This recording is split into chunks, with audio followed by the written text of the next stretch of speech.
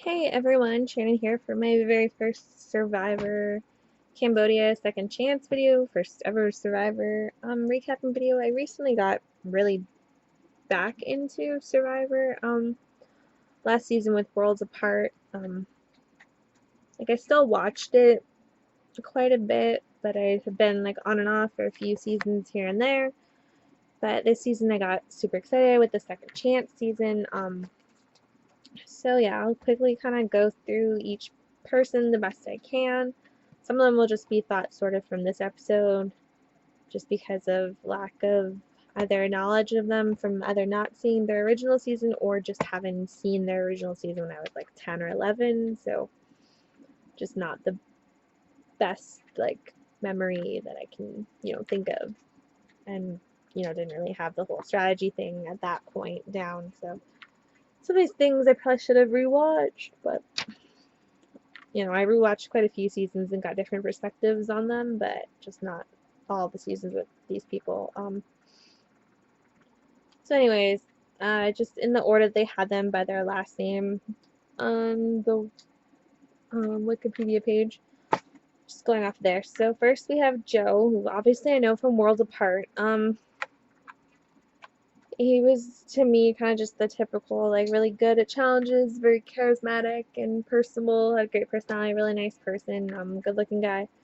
So yeah, he obviously, kind of got targeted after the merge there. He ended up in ninth place. I don't really see him going that far again this time. I mean, I hope he does because I like him a lot, but I just see him kind of being a target again. He was just on. People do remember him. People do really like him. So then we have Vitas, who I'll get into more later on in the video, but for right now, I really liked him in Blood vs. Water. He got 10th place. I thought he was especially good when he got after the tribe swap, and he was on a tribe with all these women, and seemingly should have been the easy choice to vote off, but then he ended up getting them to all turn on each other. So I was really kind of looking forward to seeing more of that, seeing what he could do, because his brother Aras has won before. Sorry if I'm pronouncing any of these names wrong. I hear other people say it differently, and I just don't. Um, so yeah, I had hoped that he could go farther in this time.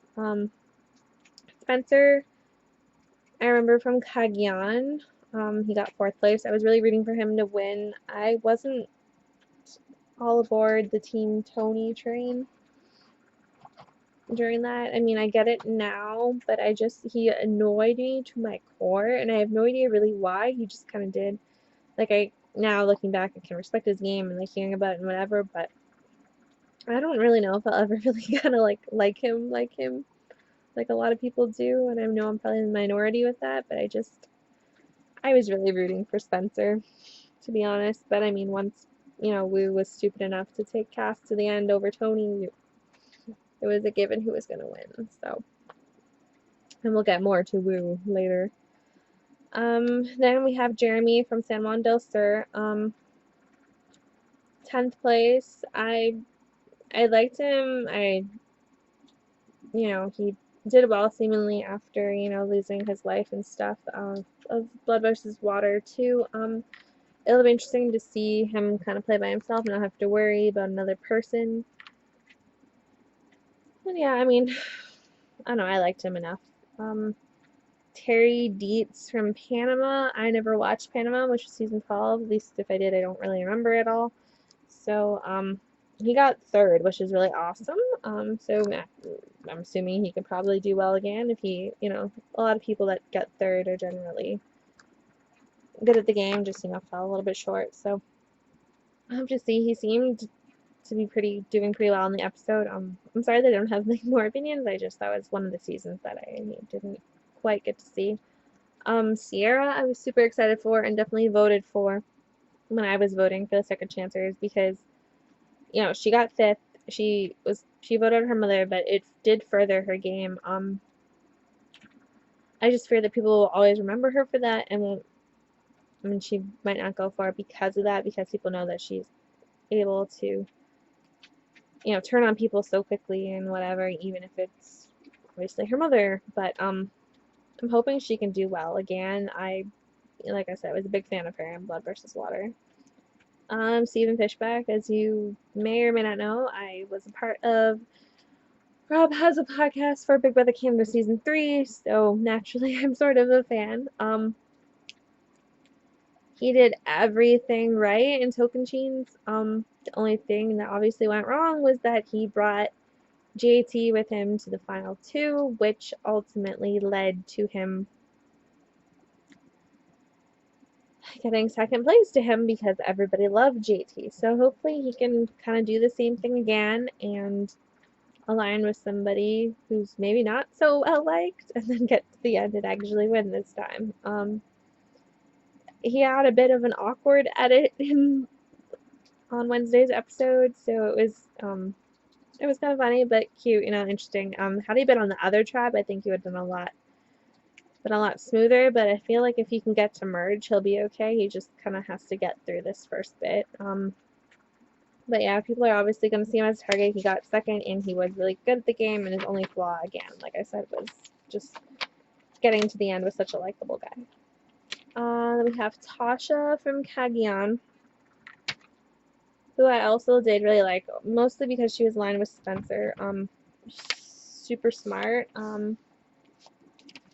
I just hope she doesn't go in too aggressive, kind of like, because a lot of people tend to play the opposite of how they did the first time when their second time around, so I'm a bit worried there. Abi-Maria, this was kind of my first dose of her. I think I did watch a little bit of Philippines, but not the whole thing, and it's not something I really remember too much. It was one of those that kind of, if there's nothing else on that I wanted to watch, I'd watch it sort of thing.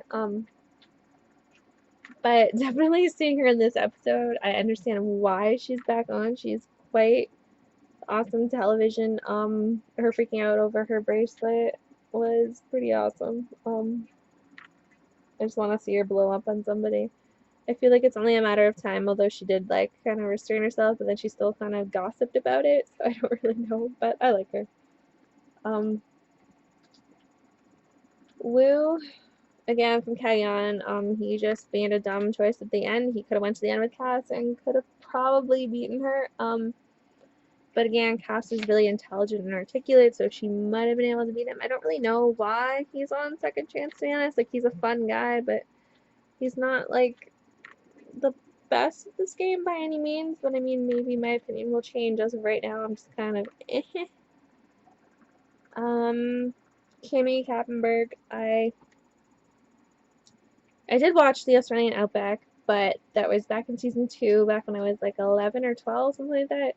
So it's not the best in my mind. I don't remember her all that well, to be honest. They showed that recap of the fight with her and Alicia. I want to say her. Crap, I think that's her name. If I'm wrong, I'm sorry. So I kind of remember, kind of do, kind of don't. It's coming back in pieces, but again, I was really young. I don't recall seeing too much of her on this episode, so. I mean, she got 12th last time, so hopefully she'll just do better. I don't know. Again, PG, that was from Survivor China. She got 5th, so she did really well. She just seemed to, from what I've heard, that she didn't really socialize all that well with people. Hopefully she can, fix that and do better. But again, it was a season that I didn't watch Survivor China, so I don't really know. Cass, who I actually had to go and look up her last name because on Wikipedia it actually did show it as Chaos Cass, which I actually found pretty funny. But so she's in Cagayan. She got 3rd. She just kind of flip-flops. She's not really trustworthy, so I don't really know what she's gonna do. She seemed very under the radar in this first episode, so if she kind of keeps doing that, she might be okay. But I think it's only so long before you're gonna get a little bit of Chaos Cass, which I'm actually excited for because it is fantastic to watch. So I look forward to that. Keith, someone else, or again, I don't really know why he's here. He was just kind of Wes's dad to me on San Juan del Sur. He was just kind of there. Yeah, I like him. I don't really care. Shireen, I adore her. I'm happy for her to get a season where it's kind of all past players. They've all sort of been there, and they all, like, if there is anything sort of negative, it won't be quite so intense for her, which I'm definitely excited for her to have, like, that a good Survivor experience. At the very least, she'll have that, which, is awesome, so she doesn't have something kind of negative to look back on. Monica Padilla, the girl that stood up to Russell from Samoa. I really did like her, and I was kind of really hoping that she would take him down when I first watched it, just because Survivor annoys me to my very core. And I get so happy every time he does not win, as much as some people may disagree with that. So yeah, I hope she does well. She is really remembered for that, so I don't think she will, but you never know. Jeff Varner, again, Australian Outback. Like I said about Kimmy, I don't quite remember. He got 10th. He lasted a little bit longer than her. I have no idea. Kelly Wentworth.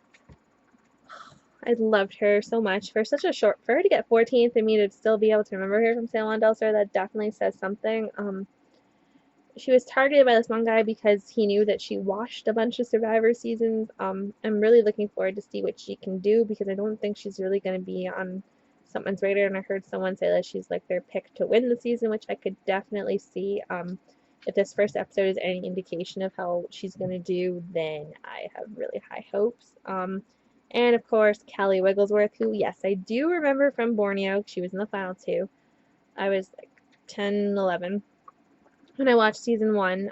She got second to Richard, which that all basically comes back to if in that vote where she ended up switching her vote to get rid of Sue, if it had went to a tie, I think things could have gone differently for her, and then she could have won. So this season, she just kind of has to pay attention to what she's doing, play a little smart. She'll obviously have a target on her back because she's the only one from season 1, and she was a previous runner-up, but I think there's sort of this, like, respect for her that it'll at least keep her for a while. So I feel like if she can get a little farther, make some alliances and stuff, then she'll be okay. Get a little bit into the new school world of Survivor, and she'll be fine. So that's all of them. So basically, we saw the elimination of Vitas in this episode, which I was actually very surprised about, just because I had, higher hopes for him based on what I've seen from him in Blood versus Water. Upon seeing the episode, I wasn't really shocked or anything, just because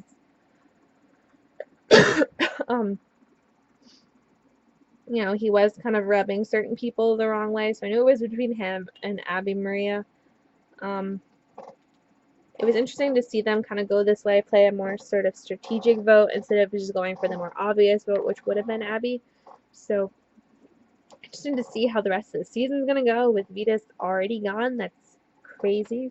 They're just picking off the bigger targets right away. So I don't know how that's gonna fare for everybody else. And another highlight was Kelly Wentworth getting that hidden immunity out of the challenge. I was so happy for her that, she went for it and she grabbed it with everyone sort of there. I don't know if I would have been able to do it if I was her. So, and I like that sort of twist of this game with them not hiding it at camp anymore, them hiding it at the challenges, and then people just finding the clues at camp. And it's really cool, and I hope that from judging from this episode, I feel like they'll probably end up using it again later, which I'm really excited about. So yeah, look forward to Wednesday's episode now coming up. Hopefully I'll develop more opinions on those few 4 or 5 people that I'm not really 100% on, just because I'd either seen the seasons when I was really young, or just because I, had missed them, because I had this big high of loving Survivor for the first bit, and then I stopped in the middle, and then I kind of picked up a few seasons here and there if I liked, the first couple episodes. So, but I'm in this one for the long haul. I'm really excited. I like that they brought people back that only played once and never won. That was really cool. So yeah. Definitely was a super exciting episode. I actually kind of enjoyed it more than I did the Big Brother finale, which is, really weird for me since I am such a big Big Brother fan since forever. But yeah, so let me know what you thought of the episode, what you think of Kelly getting the idol, and Kelly Wigglesworth held her being back too. Let's just throw both the Kellys out there. Vitas going home over Abby, all that stuff in the comments. Be sure to like, comment, subscribe, all that fun stuff, and I will see you guys after the next episode.